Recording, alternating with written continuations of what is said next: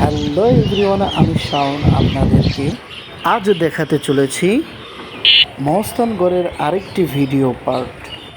যারা Facebook page দেখছেন অবশ্যই ফলো করে আসেন, আর যারা ইউটিউব থেকে দেখছেন তারা অবশ্যই সাবস্ক্রাইব করবেন, বেল আইকনটি বাজিয়ে দিবেন, লাইক কমেন্ট শেয়ার করবেন। দেখতে থাকেন। এই যে আপনারা দেখতে পাচ্ছেন আমার পাশেই যে কুয়াটি, এই কুয়ার নাম হচ্ছে জিয়ত কুয়া, অর্থাৎ যেখানে মরা লাশ ফেললে আবার সেটা জিন্দা হয়ে যেত।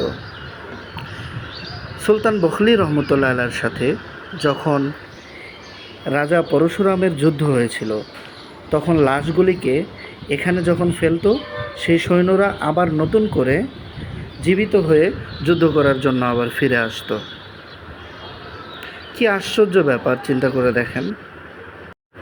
তার পাশেই দেখুন কত সুন্দর একটা দৃশ্য, আশেপাশের নরম সুন্দর একটা মনোমুগ্ধকর পরিবেশ,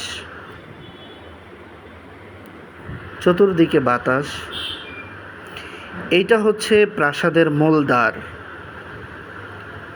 যেখানে মেইন গেট ছিল।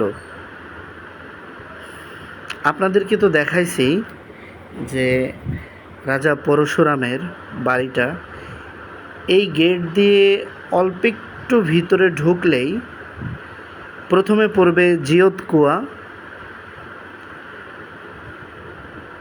তারপরেই হলো রাজা পরশুরামের বাড়ি।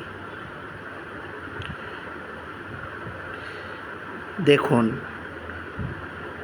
এই যে প্রাচীর, এই প্রাচীরটা যখন পরিপূর্ণ ছিল, তখন দুইটি ঘোড়া পাশাপাশি দৌড়ায়া যাইতো, একটা আরেকটার সাথে কখনোই লাগতো না। এই প্রাসাদের যে প্রাচীর, এটা এতটা মোটা ছিল, আপনারা হয়তো বা দেখতে পাচ্ছেন, ঠিক চীনের যে আপনার প্রাচীর আছে, ওই প্রাচীরের মতোই মোটা। বাহিরে প্রচুর গরমের কারণে ভিডিওগুলি খুব ভালোভাবে করতে পারলাম না। তো অবশ্যই এত কষ্টের মাঝেও, গরমের মধ্যেও আপনাদেরকে ভিডিও করে দেখালাম। আমাকে অবশ্যই লাইক কমেন্ট শেয়ার করবেন, আর ফেসবুক পেজে ফলো দিয়ে রাখবেন। টাটা।